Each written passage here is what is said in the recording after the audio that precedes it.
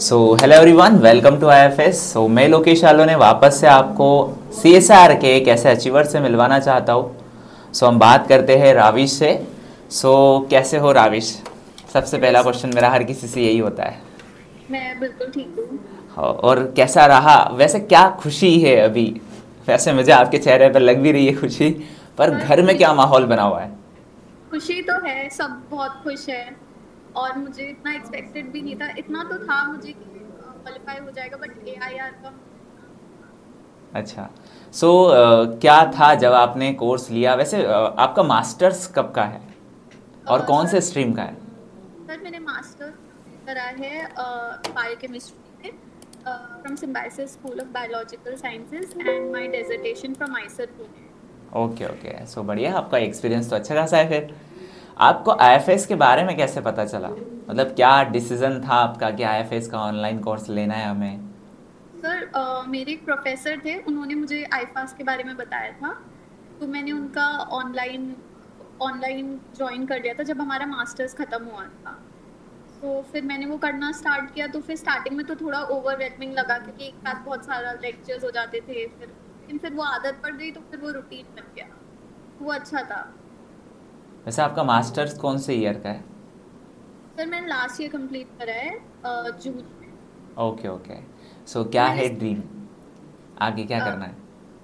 आगे मुझे PhD करनी है। तो फिर मैंने सोचा कि मैं आराम से टाइम दे के पहले JRF की तैयारी करूंगी, फिर मैं अ, कोई नेशनल लैब में एडमिशन लूँ।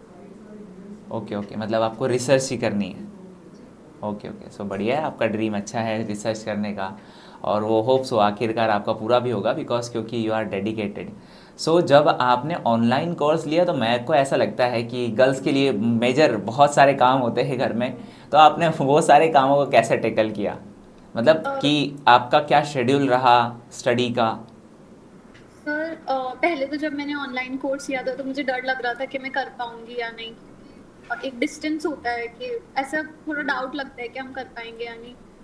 फिर घर से तो कोई ऐसा प्रेशर नहीं था काम का या किसी चीज का, तो मैं फुल टाइम पढ़ पाती थी आराम से। और आईफास की फैकल्टी बहुत अच्छी थी। कोई डाउट ज्यादा आता ही नहीं था कि सोचना पड़े। फिर वो बहुत स्मूथ हो गया, और फिर DPP देते थे रोज। फिर संडे टेस्ट होता था, तो फिर वो बहुत स्मूथली चलता गया, और फिर वो हो गया। मतलब मुझे ऐसा लगता है कि अगर हम 100% भी नहीं दे पा रहे हैं, लेकिन अगर हम कंसिस्टेंट हैं, तो I think that's more than enough.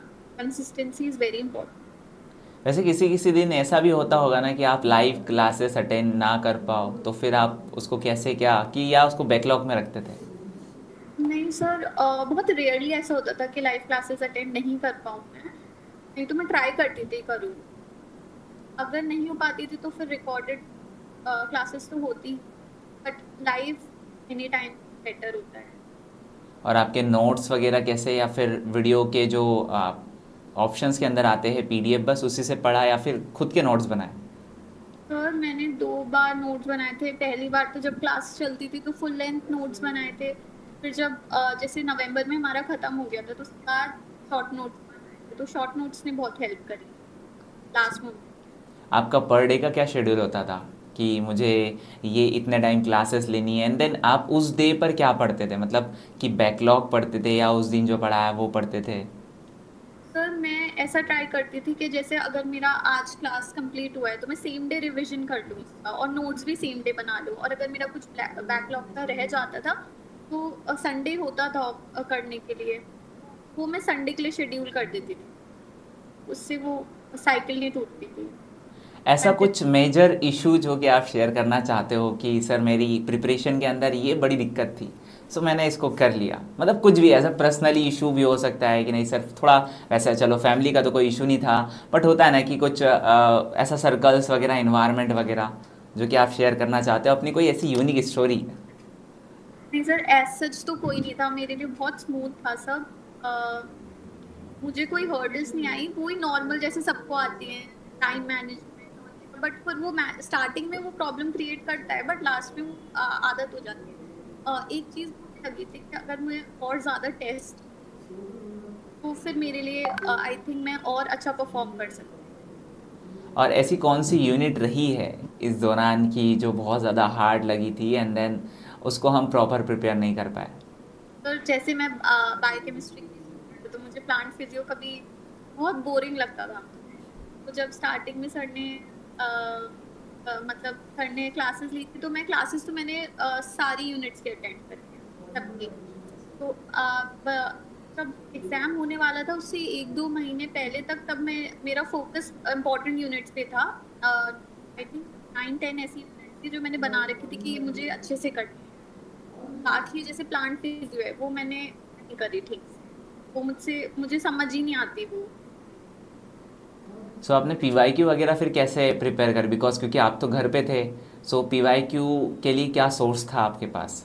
Sir मैंने आईफास की बुक ली थी 23 इयर्स वाली, तो मैं वही करती थी। और फिर ईपीपी और संडे टेस्ट भी बहुत ज़्यादा प्रिपरेशन हो जाती थी, क्योंकि उसके क्वेश्चन भी मोर देन इनफ।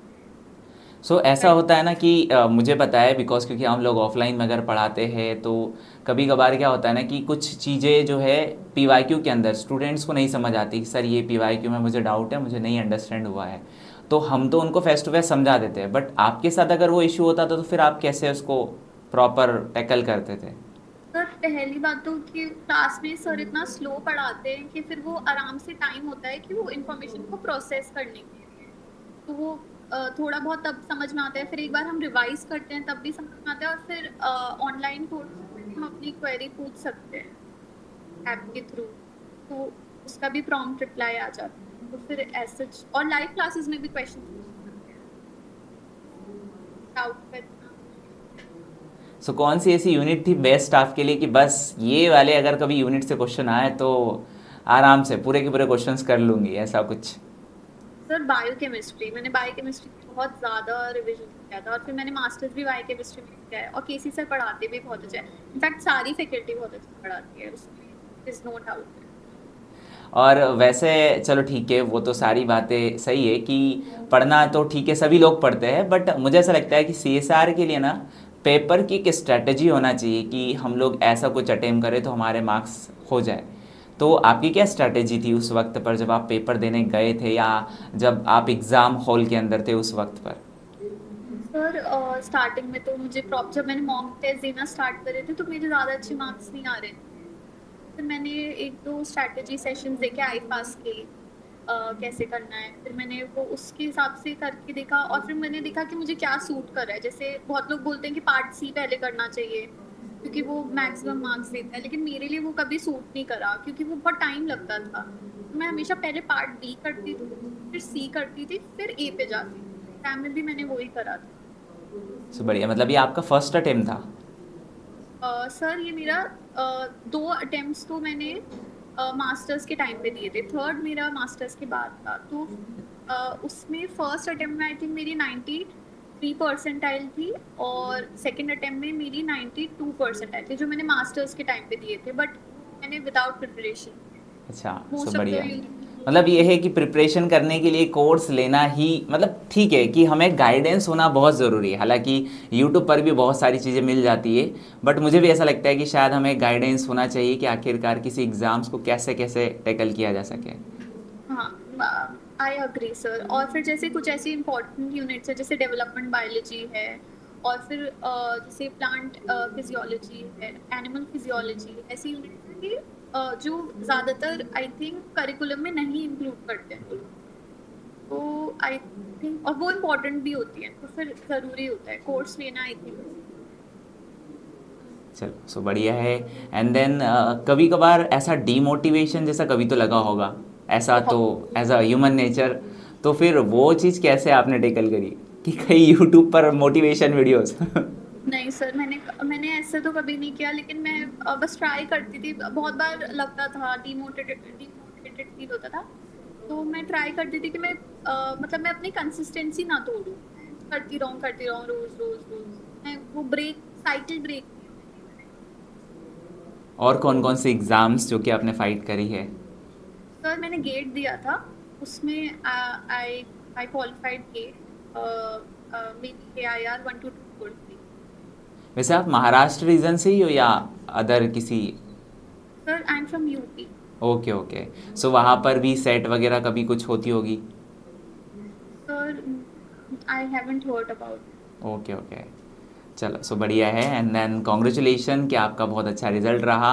और वैसे एंड देन लास्ट क्वेश्चन कि क्या है फिर अभी आगे की तैयारी? अप्लाई करा है कहीं पीएचडी वगैरह के लिए या रिसर्च के लिए?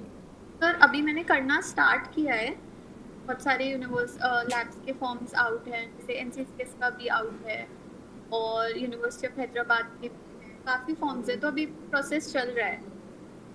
सो मतलब मैंने एक चीज़ सुनी है कि, हालांकि सुनी है और मुझे भी लगता है शायद वो सही भी है, कि अधिकतर जैसे हम किसी इंस्टीट्यूट के अंदर, जो रिसर्च इंस्टीट्यूट है वहाँ पर अगर कभी हम एप्लीकेशन करते हैं तो वहाँ के जो डिपार्टमेंट में हम एप्लीकेशन कर रहे हैं उनके कुछ रिसर्च साइंटिस्ट की प्रोफाइल देखकर हम उनको पर्सनल मेल भी कर सकते हैं।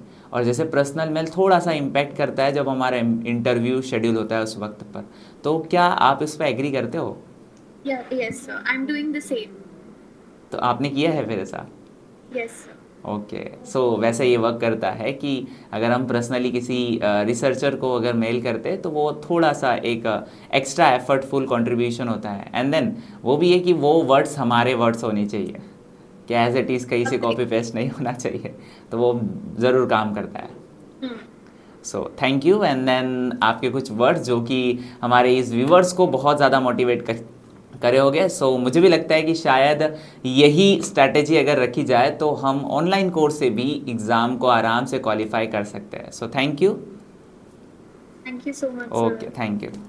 सो लास्ट 10 की ये जो जो एग्ज़ाम क्लियर हुई है इसका लास्ट श्रेय कहा जाता है जैसे फैमिली हो सकती है, इंस्टीट्यूट हो सकता है। मैं बहुत फॉर्चुनेट थी कि मुझे, जैसे मैं बहुत सारे इंटरव्यूज देखती हूँ तो लोगों को बहुत हर्डल्स होती हैं, लेकिन मुझे फैमिली के साइड से कोई हर्डल नहीं था। और मुझे लगता है कि मैंने जो ऑनलाइन कोर्स लिया वो बहुत ज़्यादा अच्छा था, तो मेरे लिए सब हेल्प करा। बट बस मुझे ऐसा लगता है अगर कोई इंसान मेहनत करे तो फिर हो सकता, ऑनलाइन ऑफलाइन में। हाँ बिल्कुल। सो मुझे भी ऐसा लगता है कि सबसे बड़ा मंत्र जो होता है वो मेहनत ही है, बिकॉज मेहनत जितनी करो उतना रिजल्ट के चांसेस ज़्यादा होते हैं। चलो, so congratulation and then best of luck कि आपकी आगे की जर्नी भी उतनी ही अच्छी हो जितना आपने स्ट्रगल किया है उससे ज़्यादा। Thank you so much. Okay, thank you.